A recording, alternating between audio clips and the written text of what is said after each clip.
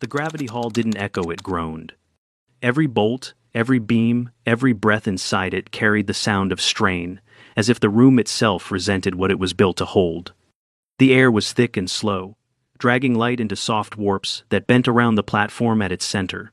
Even silence was heavy here.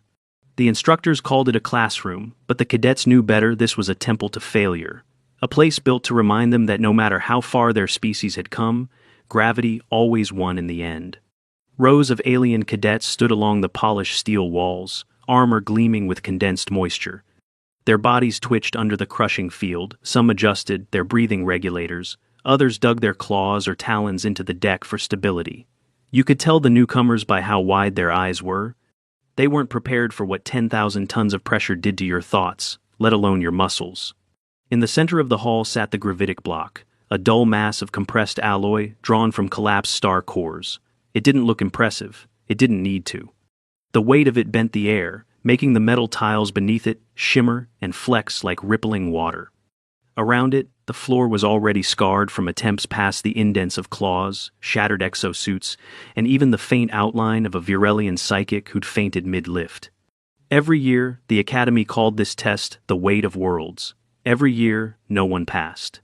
It wasn't about victory. It was about endurance, how long you could last before gravity reminded you who was in charge. Today, the hall waited for another lesson.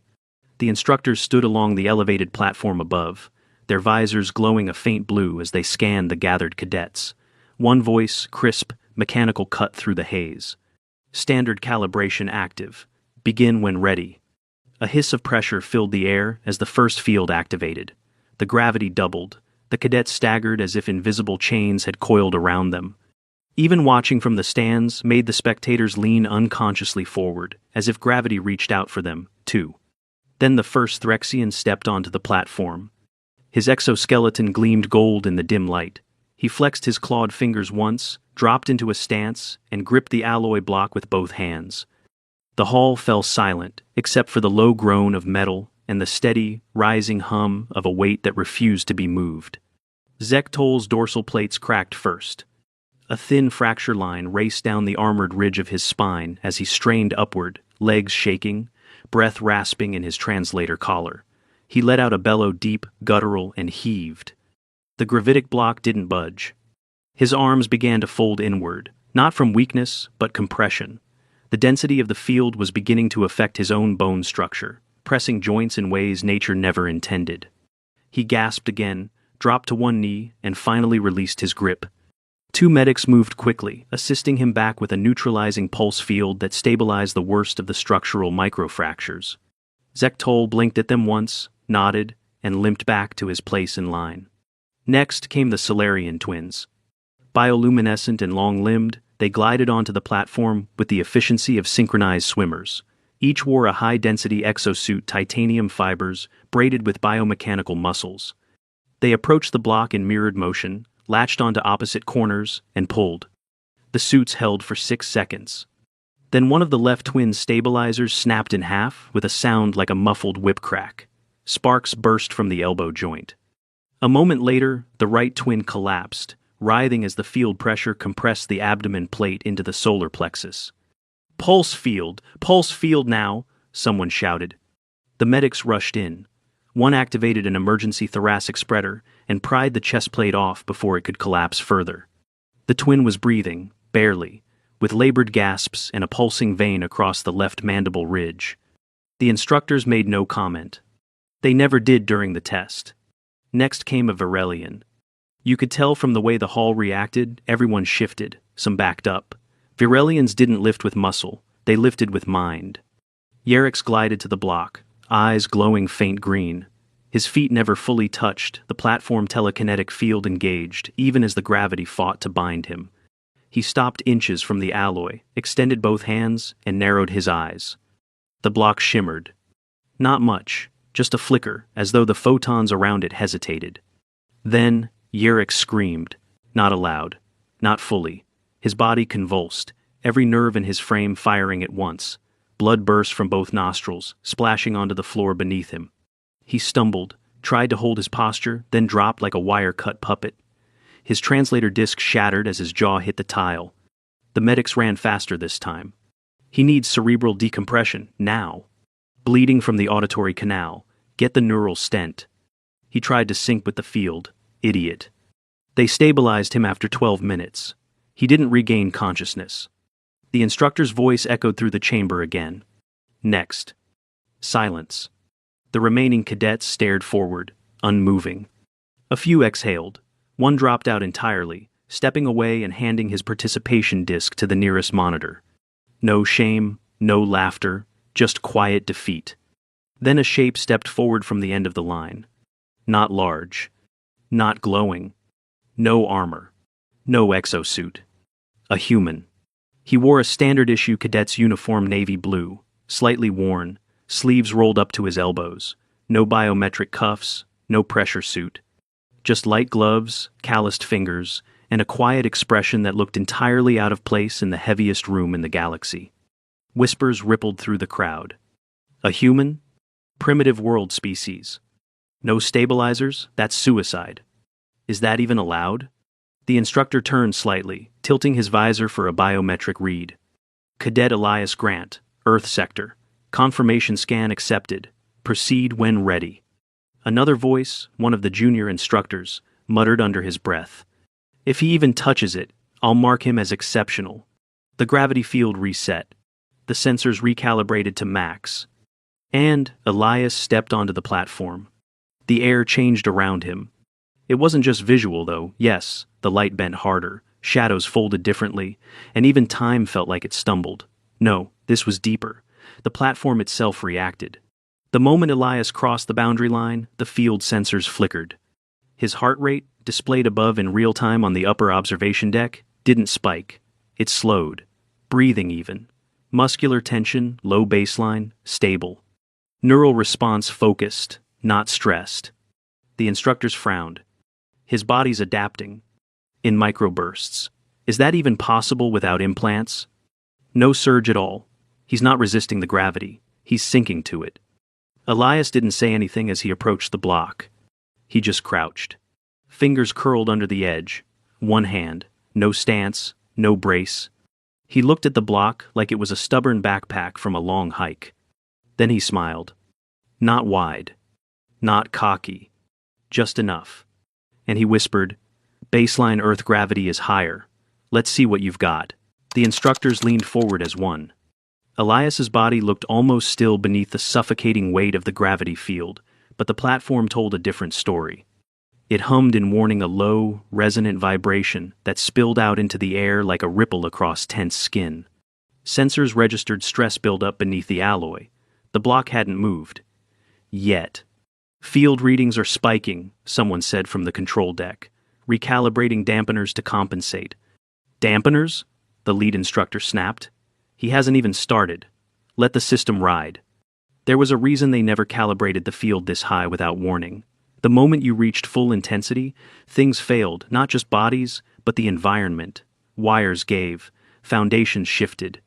The air took longer to cross the room, but Elias didn't seem to notice. He shifted his weight slightly, a slow, careful lean into his right leg. Then his fingers curled tighter under the edge of the block. Not a full grip, just enough. The cadets held their breath. Some gripped their chest rigs, as if anchoring themselves in place would stop the atmosphere from falling with him. Then came the breath. Elias inhaled once, a deep, centered draw, then exhaled through his nose, calm, deliberate. His blood pressure just dropped, whispered one of the medical observers. What? Not by much, but it's not rising. He's stabilizing. It's as if the pressure is equalizing around him. That's not possible, said the Solarian commander. But then Elias pulled, with one hand. At first, it didn't seem like anything had changed. The alloy mass didn't jump. There was no dramatic explosion of force, no roar, no cry.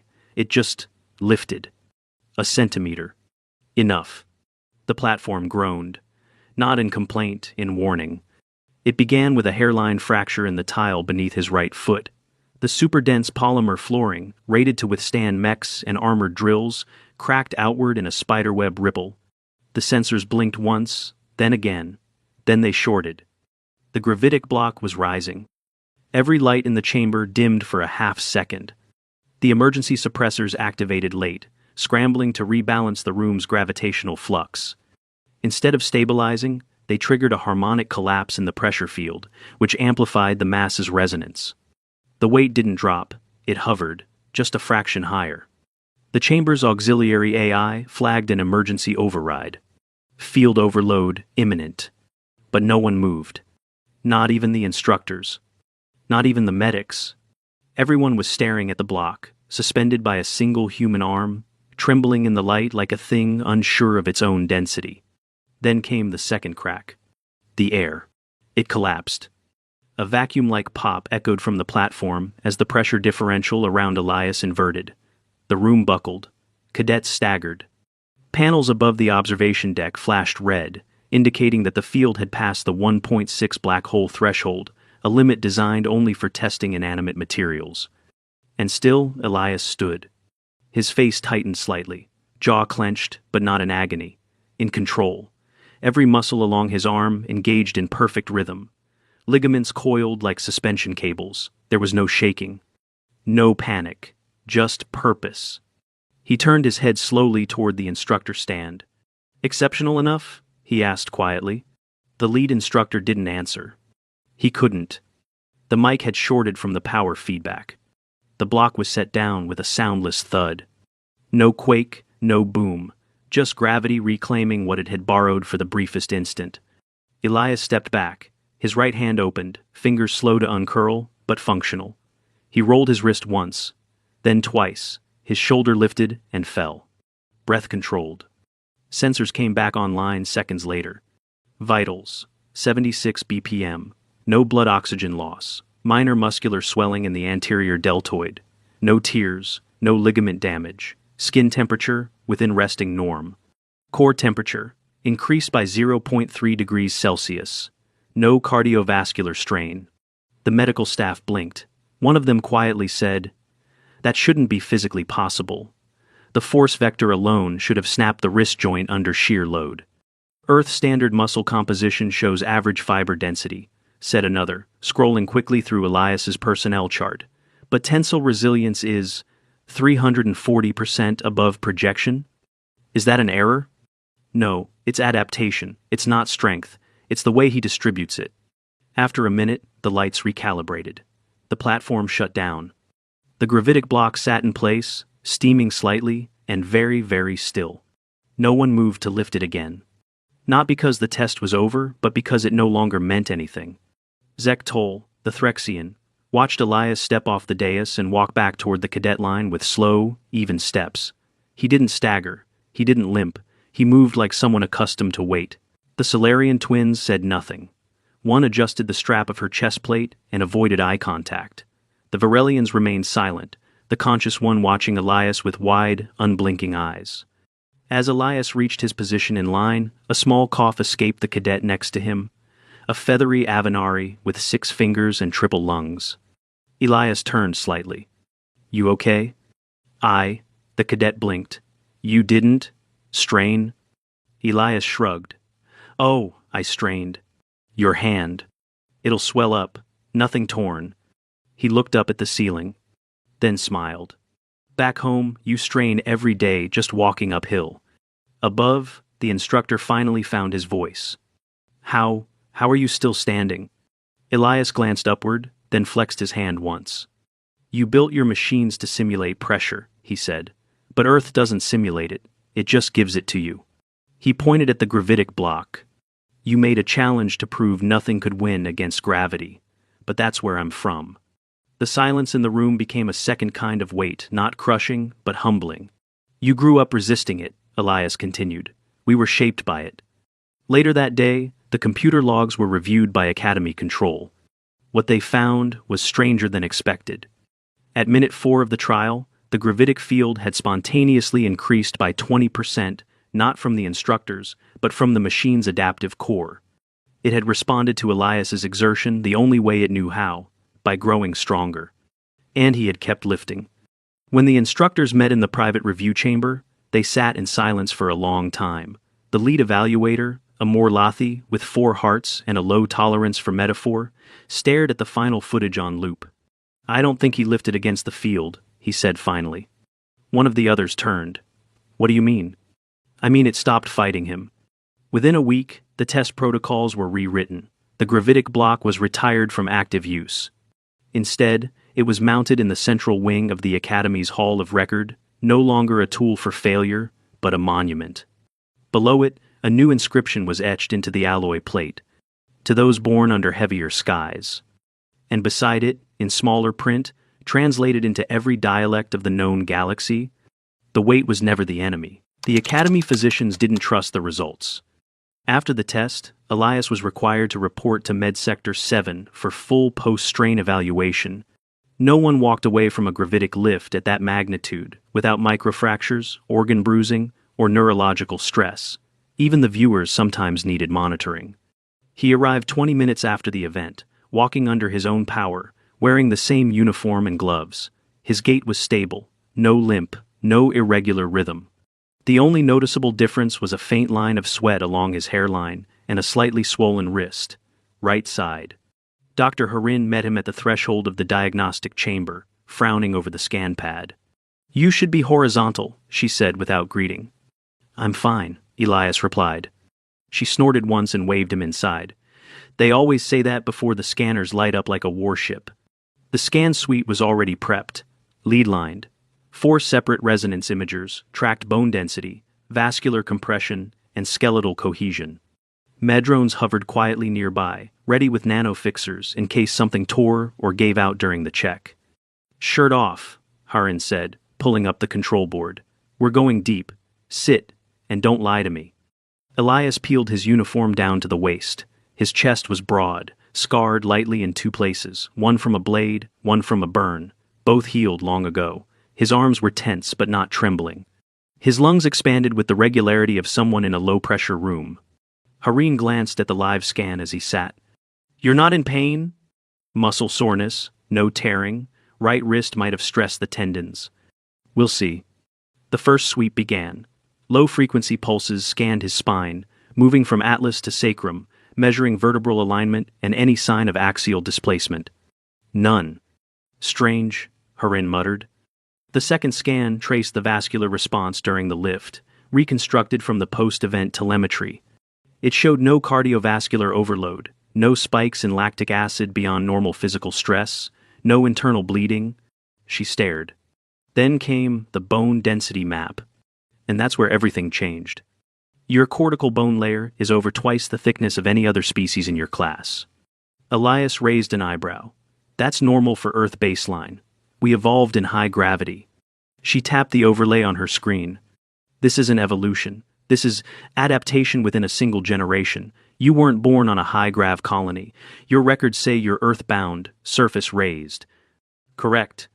Then these results don't make sense. Your trabecular lattice, the spongy inner core of your bones, has stress fracturing patterns, like someone who's been lifting mass loads daily since childhood. I have. Not simulated weight. Real mass, full resistance. Elias nodded once. 5th-generation mining family, Appalachian region. Gravity never shuts off underground. You carry your load or you get crushed by it. She looked up. For a moment, she studied his face, as if the history in his bones was something she could see written across his jawline. You were conditioned by your own planet. I was shaped by it. That word again. Shaped. Not made strong, not evolved. Shaped. As though the earth had taken his body in its grip and forged it the way tectonic plates did mountains. The Academy's medical board called for a full report. By then, rumors had spread beyond the Gravity Hall.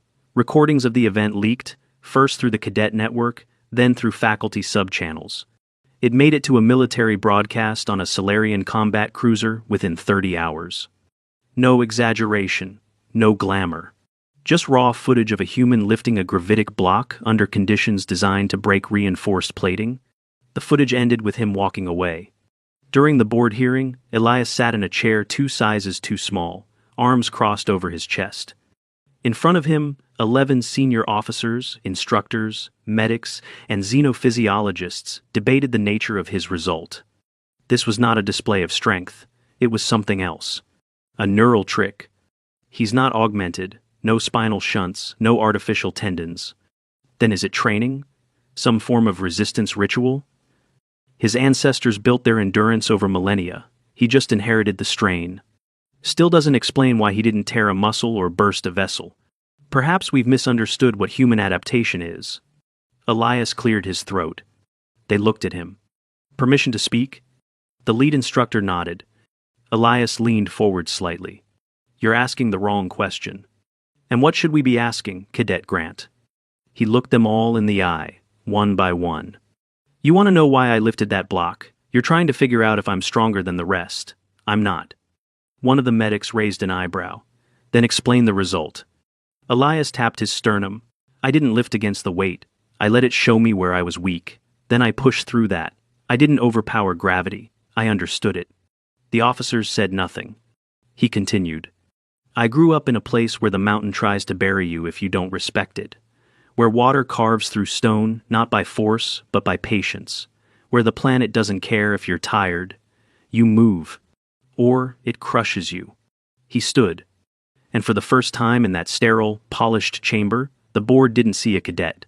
They saw a survivor of a world that had never once made room for comfort. The instructor who had overseen the test met Elias outside the chamber. He was quiet for a long moment. Then, he asked, why did you volunteer to go last? Elias glanced sideways. Because the others deserved their shot. They're strong. Most of them are faster, smarter. They trained for this. And you didn't? Elias shrugged. I trained different. I wasn't taught to win. I was taught not to stop. The instructor looked at the grav rings on his left forearm, rank indicators for years served. No one's passed that test before, he said. We thought no one ever would. Elias offered a half smile. That's because it was built to teach failure, not persistence. Then he walked away. Later that week, the data logs were anonymized and shared with off-world research teams. One analyst, a biomechanist from the Venari Corps, submitted a controversial report. Human resilience cannot be measured in force, output, or muscle density. It exists in the spaces between systems, coordination, pacing, response to environmental threat. Their strength is not in resistance, but in adaptation through repetition. It is not about the body they are born with, but the one they are forced to build in order to live. The report was suppressed, but not before it was quoted across the cadet forums. The nickname came shortly after. Stoneblood. Not because his bones were denser, not because he lifted the weight, but because he walked through a chamber built to destroy egos and left his own behind. The academy changed after that. Not officially. The curriculum stayed the same. Schedules, drills, evaluations, all untouched on paper. But the cadets walked differently through the corridors now. They spoke in quieter tones when they passed Elias. Not out of reverence, but caution. As if he carried some elemental force with him, not because he was invincible, but because he wasn't pretending to be. No one challenged him. No one dared him to prove it again. He never spoke about the lift unless someone asked. And when they did, he always said the same thing. It's not about what you carry, it's how long you're willing to. The academy wasn't designed for rest. Every day brought another test: zero-day combat, vacuum maneuvers, language immersion, mental acuity under sleep deprivation, planetary simulations. But for Elias, gravity was still the only thing that felt familiar. Weight was honest, the rest just felt like distraction. The real problem started 2 weeks after the lift. He was in the deep pressure simulator, a tank used to replicate gas giant environments. The others were still suiting up when the alert came through. Virelian sector. Training facility Theta. Collapse. An untested gravitational chamber had malfunctioned, locking into runaway compression. 9 cadets were still inside. One of them was Threxian. The others included 2 Solarian twins and a Grian shapecaster whose skeleton wasn't designed for compression at all. They wouldn't last more than 4 minutes. There was no rescue protocol. Only one being had ever withstood pressure that high for longer than 2 minutes without critical failure. They didn't order him to go. They didn't need to. By the time the emergency transport landed at Facility Theta, Elias was already inside the evac rig, pulling on pressure-rated gloves and checking the tether harness. He declined the full exosuit. Said it would slow him down. Medical teams on-site objected. Cadet Grant, this isn't a controlled field. The inner chamber's oscillating at fracture point frequencies. If you enter, you might not come back. Elias adjusted his wrist seal. Then I'll make it quick. The chamber door was sealed by dual pulse locks. Beyond it, the field shimmered not visibly, but in the way sound stopped traveling through the air, like every frequency had been swallowed. The command tech hesitated at the control pad. 3 of them are already unconscious, she said. If you're going to move, move now. Elias exhaled once. Open the door. He didn't walk in. He dove. The moment the seal broke, the pressure hit like a wall crushing down with the weight of collapsing atmosphere. The entire world slowed. His bones groaned under the load, the cartilage in his knees and shoulders compressed so fast it burned. He kept moving. 20 meters in. The air felt like syrup. Every step took more effort than lifting the gravitic block had. But the difference was, this time, others were counting on him. He reached the first cadet, the Grion. Thin bones, dorsal ridge bleeding through the skin, still breathing. Elias didn't lift her like a rescue medic. He lifted her like someone who had spent his life hauling loads that couldn't be dropped. A clean motion, secure grip, back upright, let the hips carry. He moved her to the evac threshold and turned around. The second twin was conscious barely. The other was slumped over a cracked support beam. Field sparks licked off the walls. Elias hauled them both, one in each arm. At 10,000 microkilos of ambient pressure, by the time he reached the Threxian, pinned beneath a broken section of the wall, his pulse had slowed to 60 BPM, not out of fatigue, out of discipline. He squatted, braced, heaved. The wall moved. 3 centimeters, then 6. The Threxian's body spasmed as pressure eased off the lower thorax. Elias rolled him free, then lifted. It took him a full 30 seconds to reach the exit again.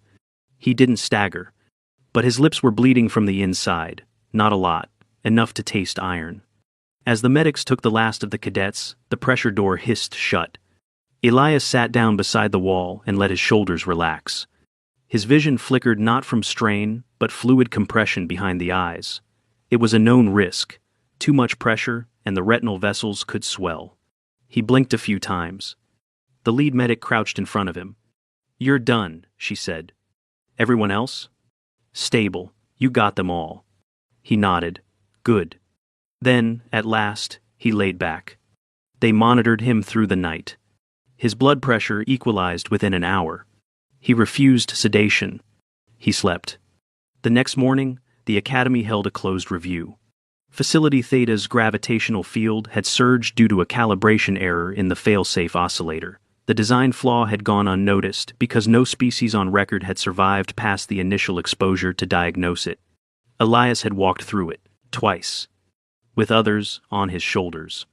No artificial brace, no biochemical boosters. Just a body designed by a world that never stopped pushing down. That week, cadets from across the outer stations started requesting reassignment to Earth sector physical conditioning modules. 2 Grians asked if they could visit. 1 Varelian began studying human spinal adaptation. By the end of the cycle, every instructor had signed the same memo. Human gravitational tolerance exceeds projection.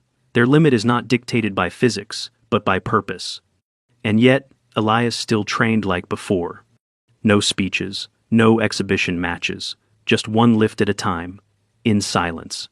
Someone once asked him, after a drill, what it felt like carrying that kind of pressure. He answered with a small shrug.